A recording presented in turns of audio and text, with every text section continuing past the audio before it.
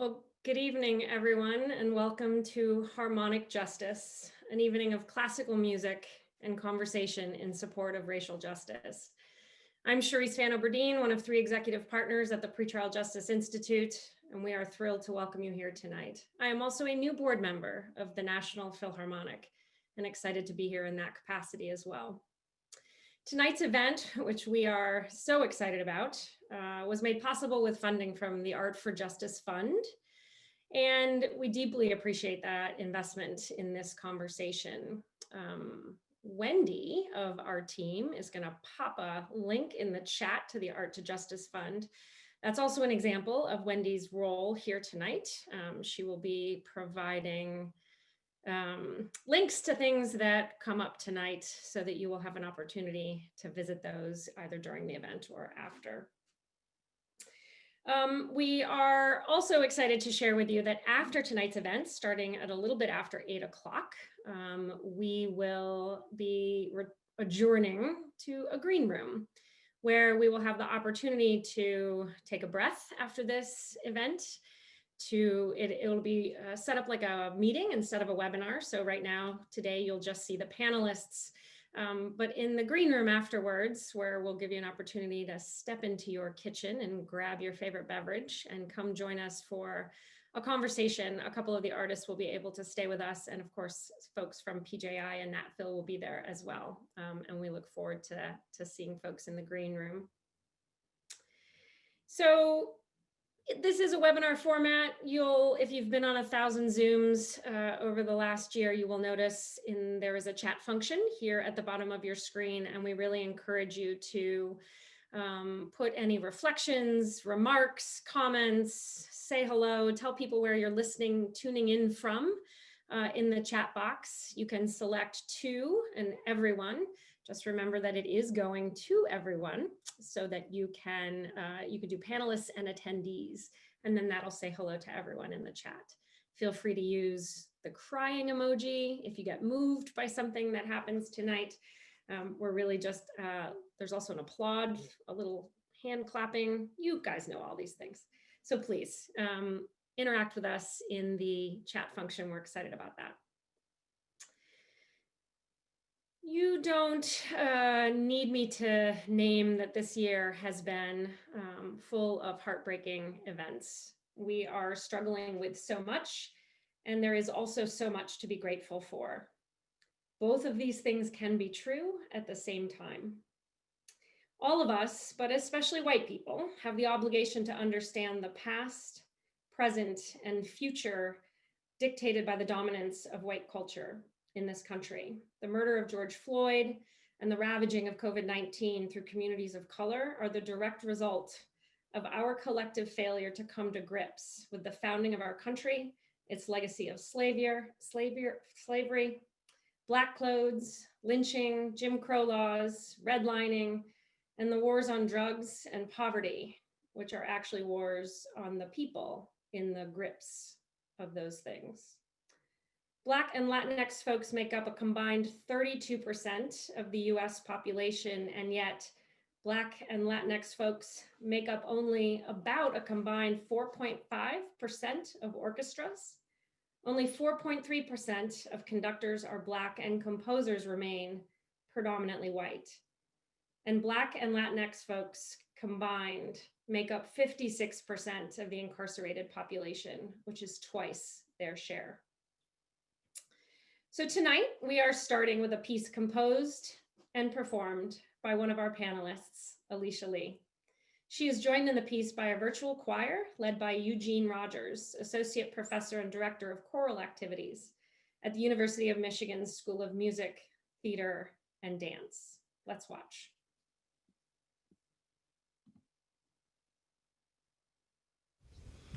Say her name, say her name, say her name. She cannot be forgotten by us.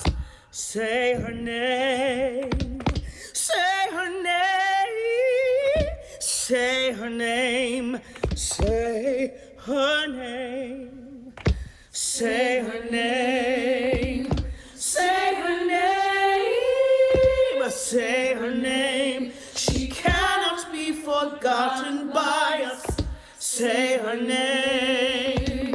Say her name. Say her name.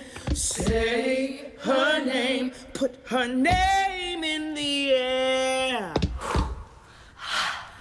Put her name in the air.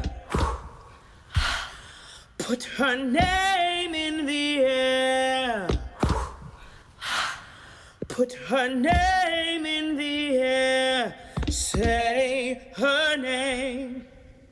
Say her name. Say her name. Say her name. She cannot be forgotten by us. Say her name. Say her name. Say her name. Say her name. Say her name. Put her name. Say her name. Say her name. Say her name. Say her name. She cannot be forgotten by us. Say her name. Say her name. Say her name. Say her name. Say her name. Say her name. Breonna Taylor. Say her name. Tatiana Jefferson. Say her name. Say her name. Pamela Turner. Say her name. Say her name. Put his name in the air. Say his name. Philando Castile.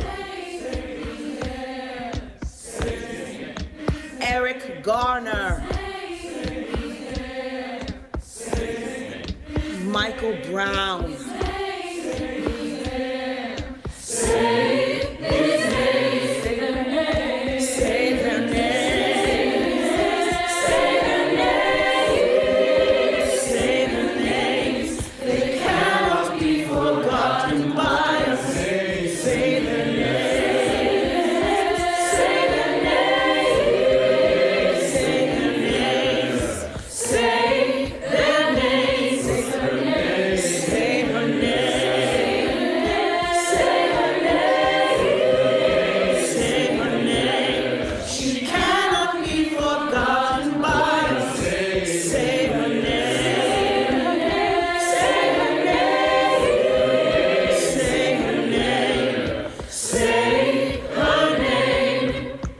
Say her name. Say her name. Say her name. Say her name. She cannot be forgotten by us. Say her name. Say her name.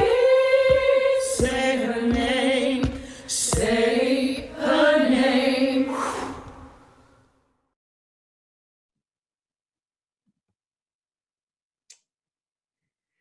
Whew. Just need a second. Well, Alysia, thank you for creating something so beautiful. Panelists, come with your cameras. Alysia, thank you for creating something so beautiful and moving, and for having that be the piece that you brought to tonight's conversation. It is my honor to introduce to you all our panelists. Alysia Lee, founder and artistic director of Sister Cities Girlchoir. Hello. Hello, thank you for having me here tonight. Thank you. Hello, everyone. Chaz Salazar, flutist and 2020 Sphinx Futurist Fellow at the National Orchestral Institute and Festival. Good evening. And Garrett McQueen, bassoonist and executive producer of the TRILLOQUY podcast. What's up, everybody? Thank you for having me here. And Jim Kelly, president and CEO of the National Philharmonic. Good evening. Hello, Jim. All right. Well, this is going to be great. Welcome, all of you. So tonight we are launching a collaboration. Maybe this seems like an unusual partnership between the National Phil, the NatPhil, as we call it in the biz, and PJI. But this will take us into 2021 and beyond. The artists that I just introduced to you tonight really live their deep connection between music and the fight for racial justice. To use their words, they jumped at the chance to participate in tonight's conversation, to reframe the knowledge and experience of classical music through a racial equity lens. Now, some of you in the audience might be saying, well, it's about time. And you'd be right, because maybe you've experienced some level of disenfranchisement in the world or in the world of classical music and have long known this is a direction and a conversation that we needed to be having. Some of you might feel like you've known there's something you needed to learn and wrestle with around racial justice this year from all the news, but you haven't found your own on-ramp to that conversation. And for some of you, this may be more of a wake-up call, but wherever you are, it is all good, and we are here to walk with you. This is a journey where everyone goes at their own speed and where we support each other. It's a really long walk and it has no end. Wendy's going to throw up a link. We've been working a lot at PJI, and so for folks who are interested in reading about that. So let's get into it. There is a large gap, I imagine, my colleagues, between how many composers of color actually exist and those who have works that are performed by orchestras, recorded for sales by the classical music industry, etc. So I'd love to start this by grounding it in lived experience. It's something we talk a lot about in the criminal justice reform space. And so I'd love to start, Alysia, asking you to do two things. One, share with us why that was the piece you selected for tonight. And then maybe if you would kick us off in sort of starting your own experience of the classical music space, how you've chosen to respond, and how all of that has impacted the personal choices you've made around projects. Absolutely. Thanks for the opportunity. I'm so glad we got to share the piece, Say Her Name. It's a message that really grounds us in something I strongly believe in, which is centering the voices that we don't hear often, right? And that's really almost what this conversation is about how can we not empower folks, but give space to folks that we typically push out into the margins, right? So Say Her Name is a very important piece to me. It's the first piece that I had published. I am one of those people that's all about action and doing and doing exactly what I'm asking other people to do. And so I have not been a composer before, I would say before 2020, and started to really think about this ways of being an example, right? Of composing pieces. I compose pieces all the time, but I didn't publish them. I didn't share them. I shared them with my choir. We would sing them, right? But just really giving space to saying that I have a legitimate voice as a singer, as a Black woman, as a young woman, that I have a legitimate voice in the composition space. Really took me, I guess, all this time to really empower that and embody that, you know? So Say Her Name is about all of those things. It's about community. It has the power to turn a concert hall into a town hall. It has the power to not just use music as a tool for personal transformation, which I think we often do. Many of us have been personally transformed in a concert hall or even from an iPod listening experience by a beautiful piece of music, but to really think about elevating music to a place where it has the power to create social change, social transformation, which takes work, which takes dialogue, which takes empathy. And I think music does have the power to launch that. I'm such a proponent of song, so no shade, no shade to the instruments, but the power of song really allows us to center ourselves in one idea. This is a piece about police brutality against Black bodies. That's what this piece is about. There is no other interpretation of the piece. And so it demands from any choir that sung it, and many choirs in the United States are singing this piece, which is really fantastic. It demands that they learn these stories of these women, that they learn who Sandra Bland is, that they learn about Tatiana Jefferson, and that when they hear about these women and these stories and the communities that they came from, it does require you to make a decision. Am I going to be proactively anti this kind of oppression happening to my fellow citizens here in this country and in the world, or am I going to do nothing? So that those decisions and those conversations are what this piece is all about. And I think that's what classical music has always had the power to do. And somewhere along the way, we have become complacent in allowing music to drive dialogue. We've become lazy. And so I'm very happy that this piece was shared tonight. And I hope that it does, not just in performing it, but also in hearing it, that people can wrap their heads around all those different components of what makes the piece really special. Well, thank you so much for that. And any other pieces you want to perform, we're here to listen. Fantastic. For sure. You should have nothing that no one hears. That's my new thing. You should have nothing. I'm going to hold everyone here accountable to that. That sounds great. Yes. Awesome. Yeah. I think that's really important. I think that's really important to uplift and elevate the work of Black and Brown people. And so thank you so much for sharing my piece tonight. You're welcome. Absolutely. Garrett, I'll turn to you. Talk about your sort of personal experiences and why, what you bring to classical music. Absolutely. So when I'm asked to talk about my experiences, my personal experiences in classical music, the first thing I have to talk about is the way we use that phrase, classical music. In much of my work, you'll actually hear me say so-called classical music when we refer to the artistic aesthetics of Western Europe and what we formed here in America. But when I really use the phrase classical music, I'm talking about a classic form of music that is tied to a classic experience within a culture of people. So we have classical music that spans thousands of years in India, East Asia, across the African continent, and even here in the United States. And I'll speak a little bit more to the importance of affirming the Negro spiritual as America's classical music here in a bit. But as far as right now, when I'm asked about my experiences in classical music, I say from childhood, because I heard those spirituals in church. I heard my mother and my grandmother singing those spirituals. So my relationship with classical music is deep. My relationship with so-called classical music began when I was about in 7th grade, 12 years old. I was handed a bassoon because I felt like, a full disclosure, I felt like I was too good of a singer to join the school choir. So I decided that, well, you know what? Let me just learn to play an instrument.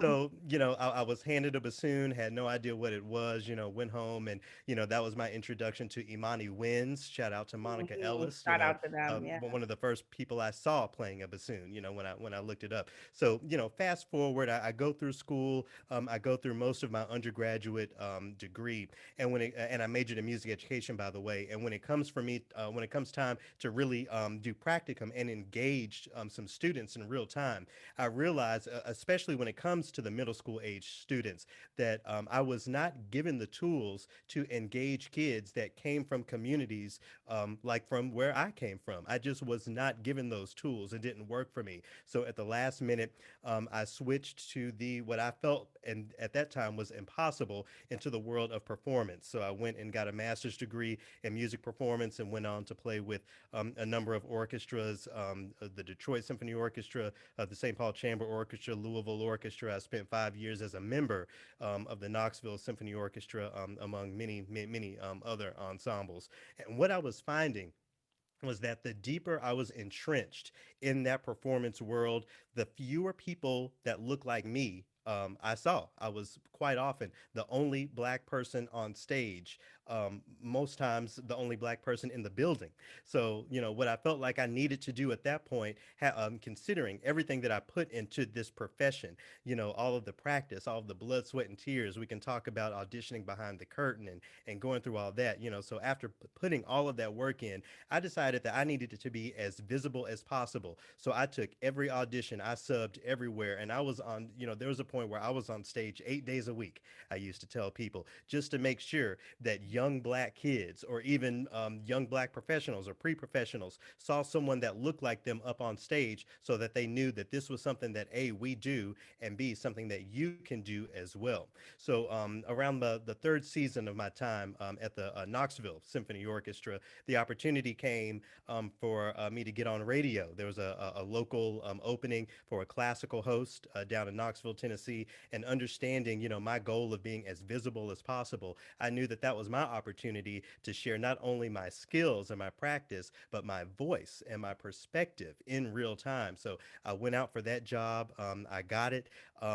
What I didn't know at the time was that that was the beginning of a complete shift away from the stage and into broadcast media and content creation. So, I've foregrounded new music and music by Black composers and women and composers of color. It was the main part of my work, not a sprinkling in, not something that I included, but the bulk of it. There were many days that only featured Black composers or only featured women on my show down in Knoxville. And that attention to diversity got a lot of attention across the board. So I started giving public talks, I started giving seminars and doing consultation, and it even put me on the national spotlight. I was invited to apply for a national radio position, which actually brought me here to Minnesota, where I am now. So, as I continue to foreground, my perspective and my opinions when it comes to classical programming, I began to, get to find some friction at my job, and I was eventually dismissed from that position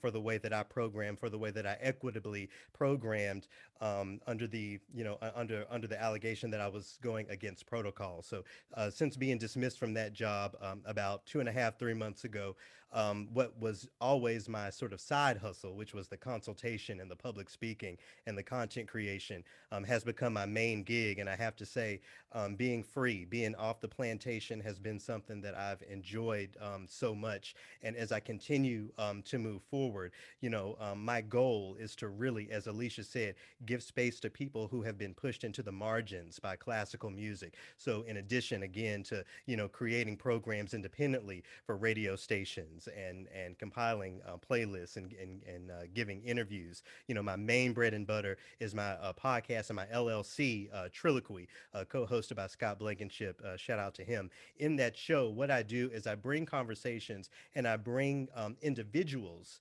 onto the show and into the conversation that sort of highlight corners of the field that have never been foregrounded or have never really been at the center of conversations before.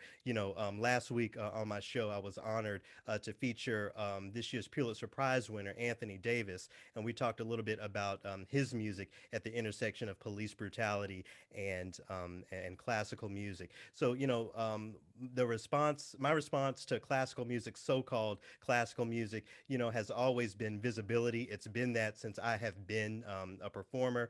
Now that I've been a few years into the content creation and the broadcast media, that idea of visibility is still what I foreground, just through the awareness lens, through making sure people hear and understand these stories, and to make sure that, we're no longer taking a back seat.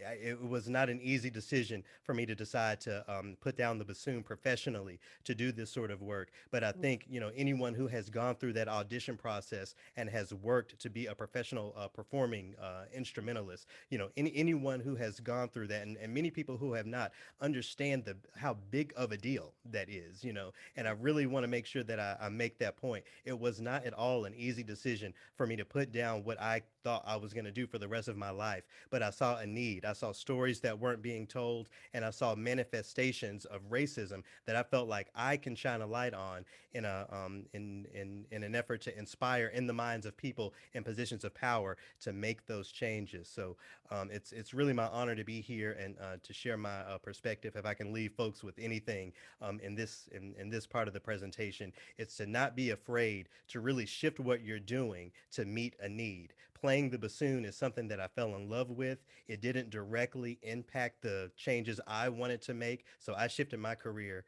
to do that. So thank you so much for the time.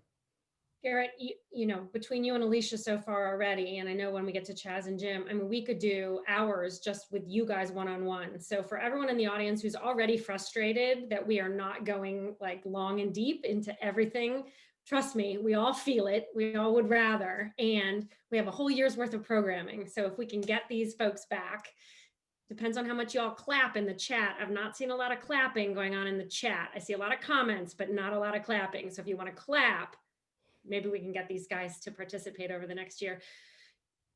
So much I could have dug into with both of that. But Chaz, I want to bring you into this conversation. be as visible as possible is like probably one of my new tattoos. So Garrett, thanks. That's like a totally winnable thing. Make sure the Talk tattoo about, is as visible as possible too. you got it. But, so Chaz, talk a little bit about, to the extent that there isn't Black music represented in so-called traditional classical music, I'm sure the same is true for Latinx. So talk a little bit about sort of your experience in the field. You're sort of at the beginning of your career, yeah? That's right. I was going to mention that, yeah, I'm a little bit earlier on in my career in this so-called classical music space. Whenever I reference classical music, I put it in quotations, right? Because it's a misnomer. And the thing is, I'm gonna just go in a little bit about me, and then talk about a little bit of the issues that I faced in the field as I've grown up. So, I like Garrett have been on the orchestral route. I've been training my whole life, like an Olympian, right, to play in an orchestra, an institution that, when we really critically think about the institution itself, perpetuates the status quo of systemic racism and white supremacy, right? And so, because I'm earlier on, because there's this kind of what I call the colonized mind, right? Where as we grow up in this classical music space, with even the misnomer itself, we're kind of taught that this is the pinnacle, the epitome of what music is and what music can be, which is a complete lie, right? And it's not the whole story. It's not the whole truth. It's part of the truth, if that. And so growing up with that mindset, being taught to me either through teachers, or just, it's not a spoken thing. It's an unspoken kind of underlying theme that as classical students we are supposed to understand. So growing up in that way, now as I've always had that tug, seeing that I wasn't represented on stage. I didn't have the same opportunities, nor did I have the same access or resources as my white counterparts, right? So in that, I start to realize, well, is this space really for me? Is this space somewhere where I'm welcome? Is this space somewhere that I actually want to be? So then I ask myself that now, in this very moment, and have this cognitive dissonance, right? Because this is what I've trained for my whole life. My dream when I first started at the program Rosie's House here in South Phoenix in Arizona, Rosie's House is a music academy that provides free lessons to under-resourced youth. I asked myself, my teacher asked me at that time, what do you want to do with the flute? You know, this is a 13-year-old Mexican-American boy, right? Poor, or socioeconomically disadvantaged, if we're going to make pretty words out of it. I grew up poor, South Phoenix. And my answer was, I want to be the principal flutist of the New York Philharmonic, not knowing that at this moment where we stand, that that's the furthest from what I ever wanted, right? I do not want to be in a space that perpetuates systemic racism. I do not want to be in a space where I'm not welcome, where I'm not represented, and where I'm not valued, where my voice and even my presence isn't valued. And so in this time, I'm in my artist diploma program at CCM, the University of Cincinnati College Conservatory of Music, finishing up. Next semester is going to be my last semester. I'm like, well, that's where this cognitive dissonance comes in. You know, so either I can continue on the orchestral route, you know, trying to take auditions however they turn, because we're in COVID, there's not really any auditions right now, and go into the orchestral system and try to change it within, or I completely divest from it, make my own institution that is made up of civic artist leaders that use music, not classical music, right? Music as a tool for social justice and community building and healing, because we all know we need that. So that's kind of the space where I've been lately, you know, honestly. And so, yeah, I mean, as I said, I've come from a place of not having, right, under-resourced, of not having the access, not having the resource, not having the money. It's an issue of money.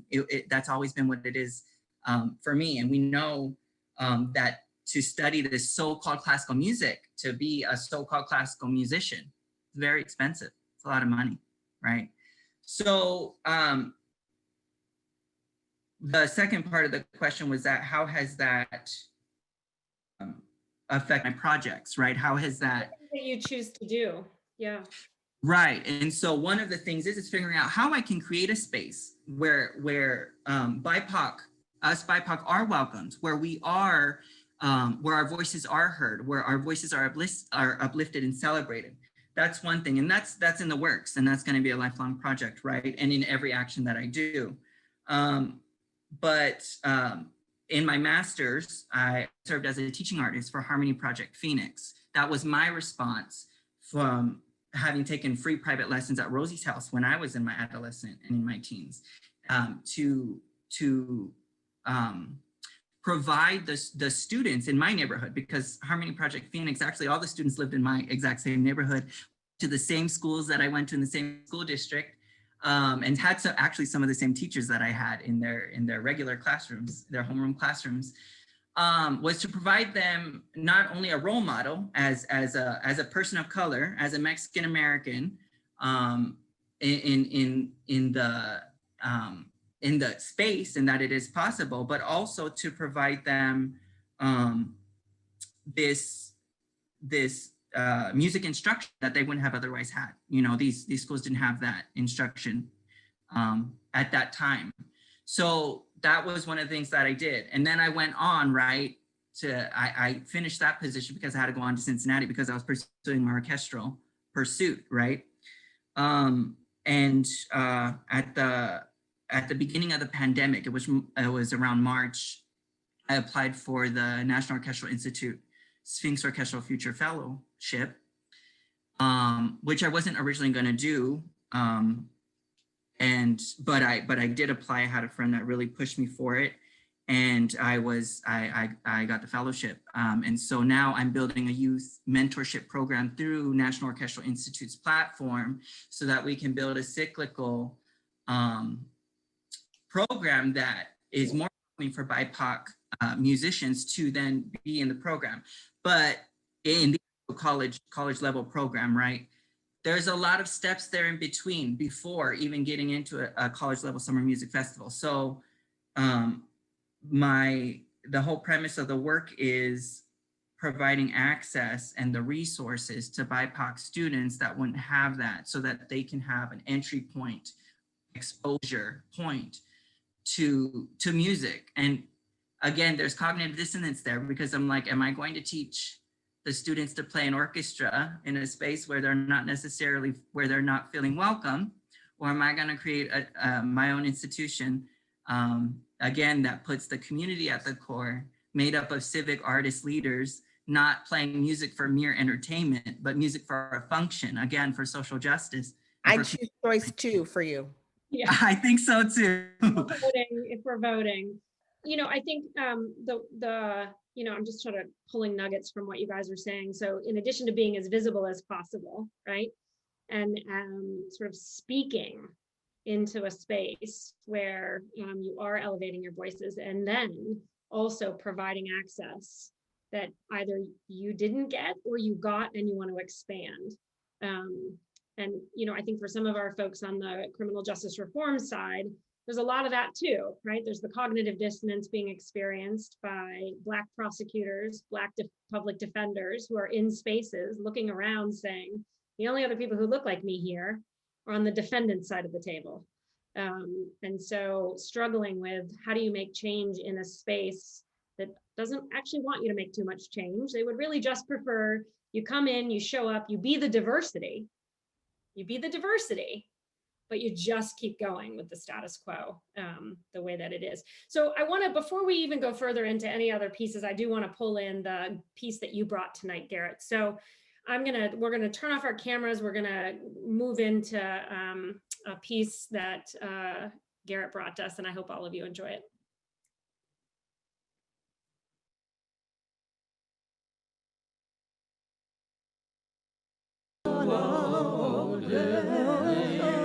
See the children, they're dressed up in blue. You know my God's gonna trouble the water.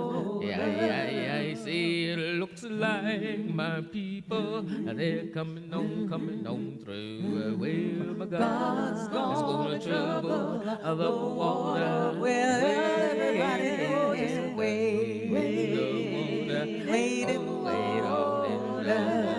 Children, wait in the water. Children, wait in the water. Wait in the water. My God's gonna trouble the water. See those children dressed in red. My God, He's gonna trouble the water. You know it must be the children that Moses led. My God, He's gonna trouble the water. See those children all dressed in green. God's gonna trouble the water. You know they're moving down to that Jordan stream. Well, God's gonna trouble the water. Come on, children, wade in the water, my children. Wade in the water, my children. Wade in the water, children. Wade in the water. Oh, wade in the water, my God's gonna trouble the water.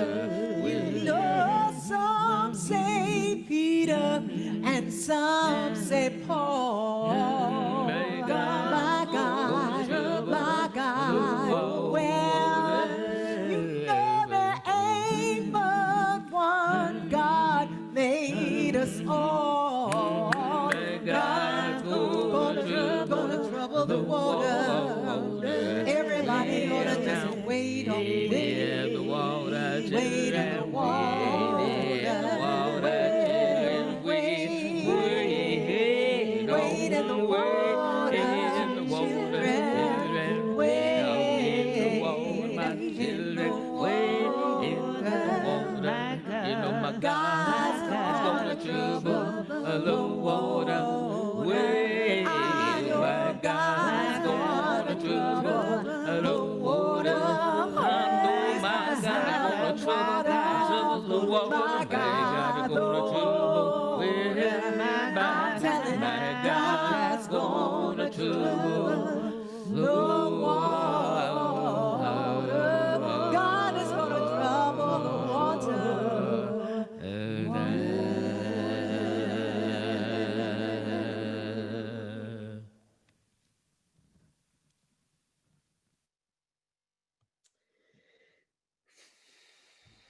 Let's just all take a minute. It's a great piece. I'm way behind on my timeline, and y'all know that from the run of show. So you're just gonna have to bear with me for a second, because I'm gonna squeeze like a lot of what I wanted to hear from you into like 2 seconds. But really, Garrett and Alysia, if you would, for the viewers, explain why that's classical music. Yeah. So I wanted to start. So over the weekend, I took a little break and I watched the 30-year anniversary of The Fresh Prince of Bel-Air, and I was reminded of a scene. And I looked up the quote that I wanted to share today. So basically, Janet Louise Hubert, or the first Aunt Viv, as we call her, is talking to Will about what it really means to be pro-black. He has on these Malcolm X T-shirts and is holding up the power fist, but she didn't think it was enough. So Aunt Viv, she says, you can read the book, you can wear the shirt, you can even shout the slogans, but unless you know all the history behind it, you're trivializing the entire entire struggle. I bring that quote up because American ensembles and American so-called classical music institutions have trivialized the entire conversation of diversity by not really understanding the entire history. So the question is, what makes that classical music? So as I spoke to earlier, every culture around the world has a tradition of music that is classic to that culture and classic to those experiences, classical music. When we talk about the United States, we have a lot of imports. Orchestral music was imported. There were so many other sounds that were imported. And with the exception of the music codified by indigenous people here in the United States, there is no other non-imported music than the Negro spiritual. It's the only form of American music that really grew up from the soil and was not imported. So when we talk about American music, we have to acknowledge that all American music is Black music. I'll say that again. All American music is Black music, certainly classical music. Now, when you add in systemic racism into the cake mix, you can understand why the reverberations of that Negro spiritual, the blues, the jazz, the gospel, even some of the orchestral music rooted in those traditions, you can understand why it was siloed to the side and not included in the traditions that were being presented in so-called classical music in the United States. One of the projects that I've been doing, I won't spend too much more time, but one of the projects that I'm working on right now is in collaboration with KVNO FM in Omaha, Nebraska. It's a show on the intersection of the 13th Amendment and classical music. So when we talk about the 13th Amendment, you know, the 1860s, when we talk about 100 years before that, back in the days of Mozart, you know, the mid to late 1700s, there was orchestral music happening and there was slavery happening at the same time. Because of this capitalistic systemic capitalist driven systemic racism, those two worlds were always separate. So fast forward to 2020, we have all of the reverberations of that Negro spiritual, again, the original classical music of America, set to the side, aside from what you hear in the concert hall. This is all systemic racism. So when we talk about turning the corner, when we talk about so-called classical music institutions really engaging the conversation of equitable programming and creating equitable space, in my opinion, the very first step is understanding the entire history, as Aunt Viv said, or you're trivializing the entire struggle. The entire history when it comes to American music, certainly American classical music, begins with the Negro spiritual. And if we don't center those aesthetics and that type of music and the music that has grown from that, we will never understand what America is. We will never understand American music, American classical music, and these spaces that we want to diversify so much will never be that. We have to make sure that we're really centering that truth and that perspective to really understand how we can move forward. That's so true. And the reason I chuckled so is because I never knew that everybody didn't know that all American music is Black music. I really had no idea of that. Shout out to Andrea Kalin, the current dean of New England Conservatory, who was my history teacher. Yeah, that's what I was taught. I was taught that by a white Canadian woman. I thought everyone in the world knew that all American music was Black music, that all American music is rooted really in the Negro spirituals. I thought everybody knew that. It's fascinating to me that people didn't. And I learned that people didn't, and I got older. So shout out to Dr. Kalin for giving us this truth. And maybe sometimes it takes a Canadian to come in and just tell us what's clear on the nose in our face. What's so important, I think about what Garrett is talking about, of course, is this revealing of the truth, right? It's really about, it's about acknowledging the contribution that Black people have made, not just to music, but to the world. Yeah, a year ago, there was an interview with that made national news where a white supremacist asked the news anchor, if Black people are so great, what have they contributed to society? What have they contributed? And the news anchor really had no response. He did not know. He couldn't name one thing where a Black person has contributed to civilization or to society. That's a real shortcoming of our education system. That's a real shortcoming of our cultural values. And so we as musicians, I always tell people if I was a scientist, I would do something different, but I'm a musician, I'm a singer. So for me, it's about creating a model, doing the thing that I love to do. That's what my organization, Sister Cities Girlchoir, is all about. It's creating a model that is extolling the benefits of music and the benefits of community and space. That's what this is all about. So people ask us, do we sing classical music? And my girls will tell you, yeah, we sing spirituals. Yes, we sing spirituals all the time. We sing Wade in the Water a lot. We sing that. In fact, we sing that version. Shout out to Dr. Barnwell. So, this idea of reframing for young people and for their communities, what music is and what music isn't, right? That is such an important part of this conversation, is what music is and what music isn't, what music does and what music doesn't do.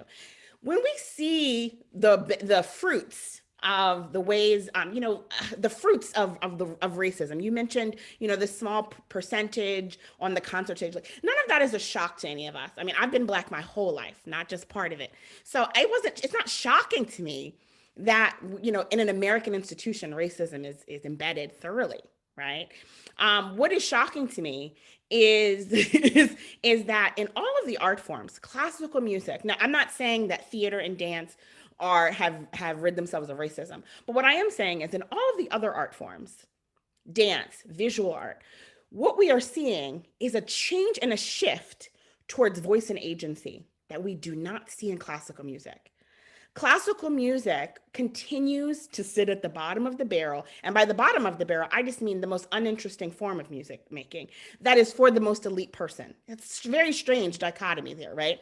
So the reason it sits there and continues to sit there is because classical music, because of its supreme attachment to white supremacy, people will say it's supreme attachment to tradition.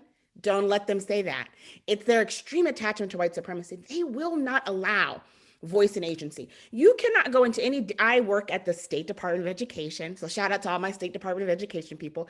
I oversee public school fine arts education for Maryland students. So almost 1 million students in music, dance, theater, visual art, media art. You will not walk into a dance classroom and see people recreating dances.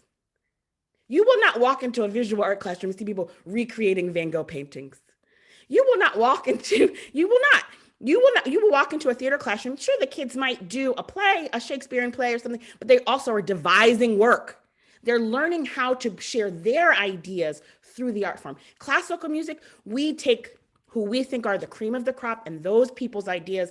And by the cream of the crop, it means that most people with the most access to funding to provide the training that is needed, right, to be the most musically literate person. Those folks are the composers. Those folks are the mouthpiece. All of the other art forms have shifted away from that. Music, classical music, and sits in that same place. We are working this system the wrong way. Instead of bringing more folks to the table, we are continuing to create this narrow sieve where, again, folks with the most access to resources rise to the top. There is no good that can come from that. We are not then putting the best forward. We are putting the best of the most resource forward. So at the very best, we're getting, if there's 100 composers that are graduating from conservatories every year, 1 or 2 might be great. 1 or 2 versus if we had figured out ways from our education system, not just to create more opportunities for kids to put their hands on bassoons, but more opportunities for kids to feel like I'm in music class, I create music. I'm a creator and a consumer. And the other art forms are way ahead of us. And I used to rack my brain to think, why is classical music so stuck? But it has to be this white supremacy. It has to be this unacknowledgement of first of all, that children and people of color and women and LGBT community have ever made any contribution and that they could in the future. It has to be that. I can't think of anything else. And until we get rid of that, until we start to, and the other things everyone else has said, our music form stays as a museum. It stays as a monument to things of the past, and it has no space to grow. And we want, this is all of our favorite music. We want this music to continue, but we've got to make that space. We've got to make that mind shift as a collective.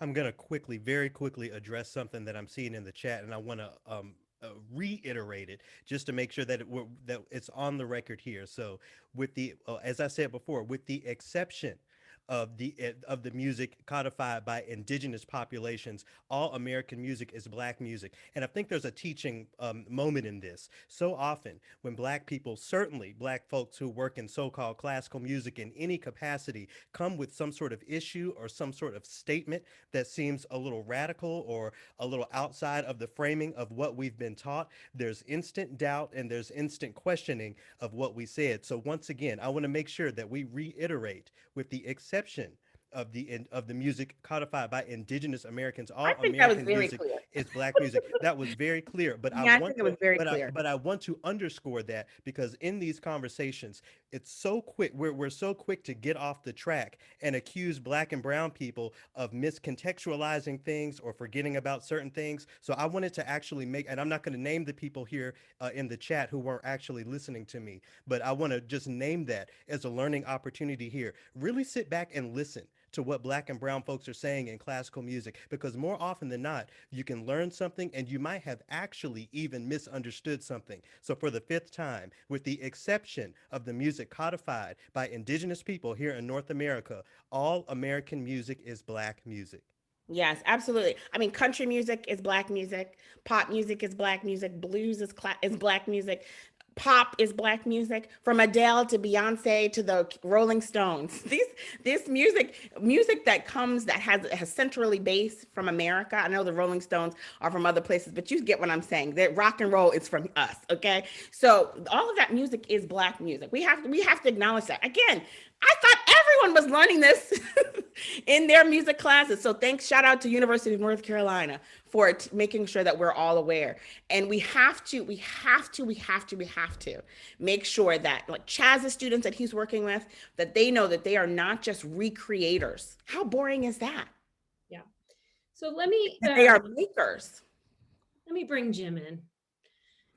Ah, Jim, it's not that I forgot you were here. We just, we got carried away. But NatPhil has been thinking and working this year on this issue. Like us, you're at the beginning of a long and never-ending journey. But I want to bring you in to talk a little bit about, and we may or may not be able to get to the piece that you brought in, but we can share it in the green room for sure. So can you just share with us, sort of like, you're hearing all this, but this started for you guys last year. What do you want to say? So first of all, I'm extremely humbled to be just at the table here. And I've learned a lot from listening to the panelists. But my first day, I would say last year, when I walked into National Philharmonic, I was a musician on the stage prior to that, but walking in as president, I really started to look at what the business model that National Philharmonic had. And it was a failing business model where the audience was dwindling, and we really had to really look at what we were doing and what we were thinking about. And I have to give a shout out to Susan Jenkins of the Arts and Humanities Council, who brought a training for all of the executive directors in Montgomery County. And we did a race forward training that started last November. And to go with what Garrett was saying, to learn the history, and this by any means was not the whole source of the knowledge that I need to go seek as part of my education to understand, but it was the beginning of really being eye-opening to what our business model was, and that we were alienating a lot of people in our own county and our own state, and the people that were coming to our concerts were getting smaller and smaller and smaller. So it's just really interesting to me. My predecessor and our music director, Peter Gajewski, they designed a concert right before the pandemic that featured Black classical pioneers. And I was worried going into that concert that it would be a pandering type situation, and would it be well received? And we sat down at the first rehearsal, and I also identify as a violist in the orchestra, and we played the Afro-American Symphony by William Grant Still. And it was the first time I played that music in my entire life. Why was that the first time I played that? I didn't know much about William Grant Still until that very point, and I started to read about his background, being the first African-American conductor to lead the LA Phil in the 30s. And it was just really, really powerful. And that concert was so energizing and the music was so great. Just loved it. The audience was very thankful, and it was a completely different look out in the audience than what we typically see. And so Peter, our music director, and I talked about, wow, that was just such a great experience. And sometimes you get wrapped up in a business model thinking that, oh, Mozart sells, or oh, this sells, and you're very worried about making decisions outside of the box that you're in. And that was the start of decisions. And then we get into this season now, and we decided that we were going to represent as many artists of color, women composers, as we possibly could during this COVID season over our 15 concerts. And we set a low threshold of 40% of our programming. And I know Garrett is probably chomping at the bit to ask, why did we come up with that number?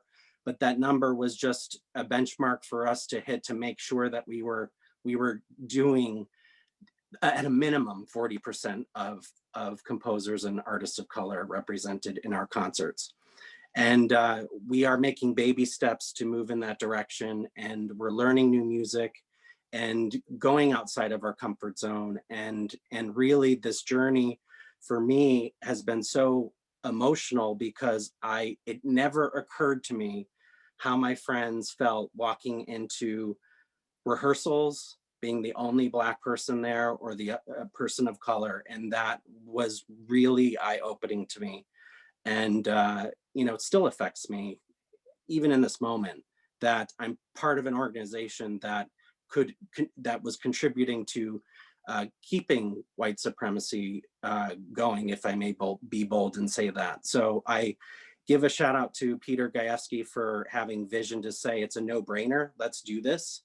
And I am just grateful for the start of these discussions, and I'm grateful to you, Cherise, for joining our board and really pushing me and really pushing our organization. And let's see what we can do with this. It's what we have to do for everybody. In my business, just like in your business, coming up with metrics that help us hold us accountable in Correct. these community conversations is sort of the next space as well. So much more to dig into. I have ruined our timeline completely because it is 8 o'clock.